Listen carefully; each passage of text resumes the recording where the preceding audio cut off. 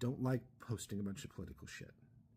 I try to stay away from it as best I can, but I will talk about political topics in my podcast once it actually gets going. So I have to get used to the idea that I have a political opinion and I need to talk about it. I have a pretty staunchly Republican family, at least on my dad's side. I come from many generations of Republicans, very hard conservatives that want the federal government to be out of their lives and for the state to just handle their business. Even though they've had lots of problems with the local state, they don't have a problem with state government in general. They want the federal government to step back. So there are times when that is a good platform to have. And I was a Republican for a while. I aligned to them at one point. But I'm an independent voter. I'm not against Republicans. I'm not against Democrats. I'm not against independents. I'm not against the Green Party. I'm not against the Constitution Party, technically. I'm against Donald Trump. I am not a hater of Republicans. I am a Trump hater. I feel like anyone who listens to this debate, just the first third of the debate that I've listened to, and doesn't see a senile, crazy old man yelling at birds in the park is either delusional, lying to themselves, or part of the problem. I say that with a grain of salt. I believe that there are good intentions all around. People are looking for a reason for America to be good. And with the exceptions of the actual crazy people that would rather see just everything burn, I believe that intentions are there, regardless of whether their actual solutions to those problems are moral or feasible.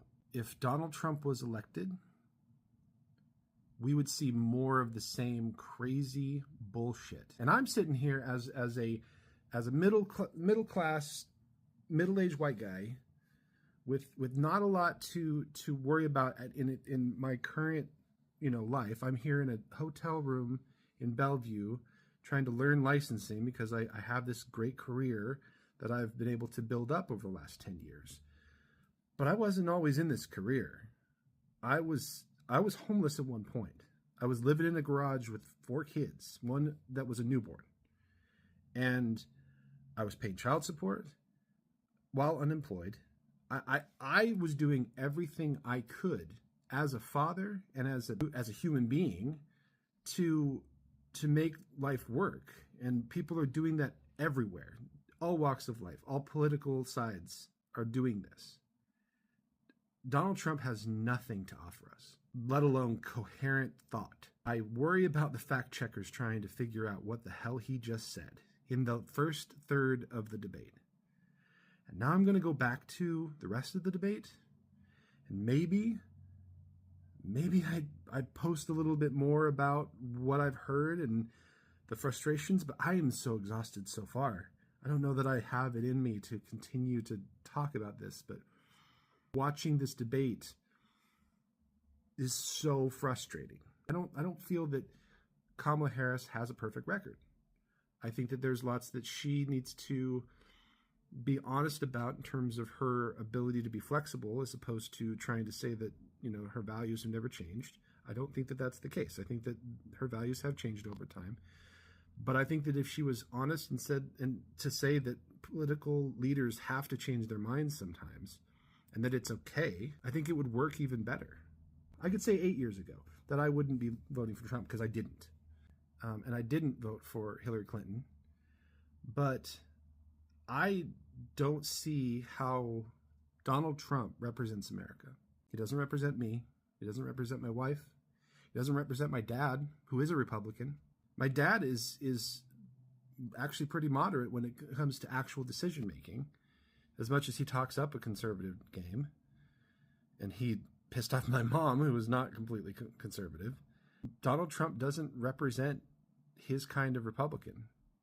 Donald Trump represents a crazy person. Donald Trump represents Donald Trump and no one else, because that's all he cares about. And anybody who says anything differently, especially those who say that he's going to turn this country around and do all this other shit, no, that's not what's going to happen. He's not going to do any of it. He's going to fight it tooth and nail unless it has anything to do with his interest, and then he will go that route. He'll find ways to, to soothe his interest. But this is crazy.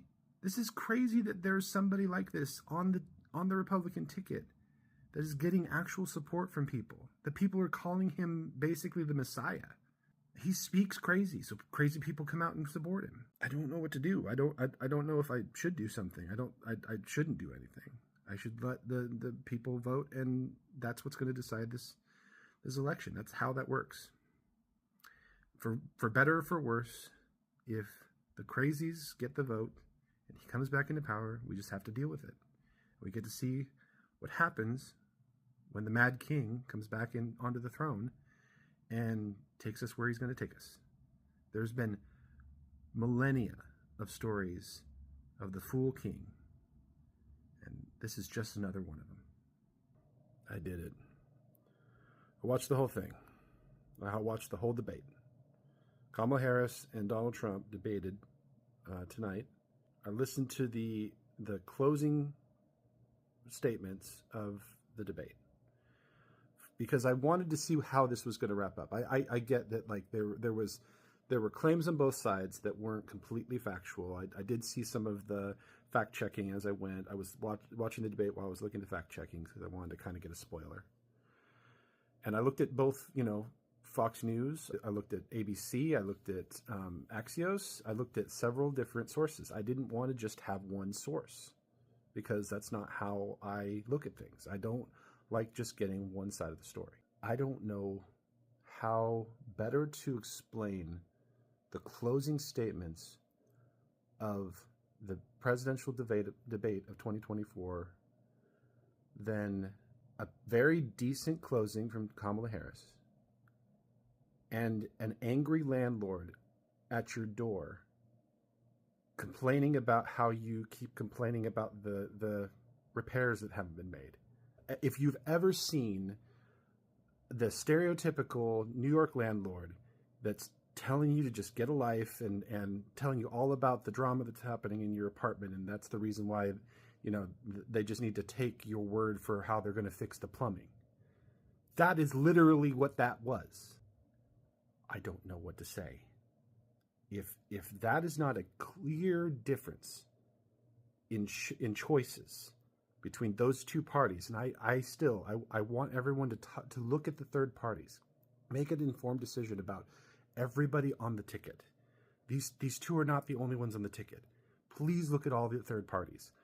I haven't found a good option, but you may be a different person.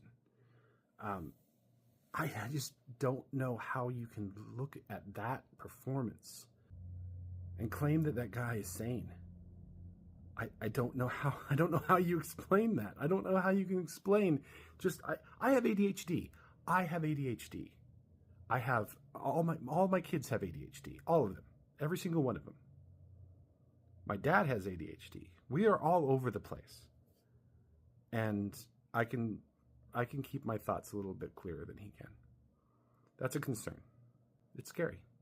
And I think that one of the most important things I think that we could close on that debate is that there are two sides of this political spectrum at the moment. There's Republicans and Democrats, and neither of them can put things aside and actually be unbiased in this election, in politics in general, in policy. No one right now, and no one in the last, I would honestly say, 20 years I've been voting, has been anything but partisan. And that's a shame. I think that we have more opportunity in moderate government than we do in partisan government. And until we can figure that part out, I vote the way I vote, and I try not to complain about it afterwards. The will of the people is the will of the people. No matter whether that's the right way or the wrong way, we seal our fate. And if we seal our fate with, questionable leadership, compared to crazy leadership, compared to good leadership, the majority should rule and the right decision should be made. We accept our responsibility. We did this. We put these people in power. We made this the decision. And now we got to make it.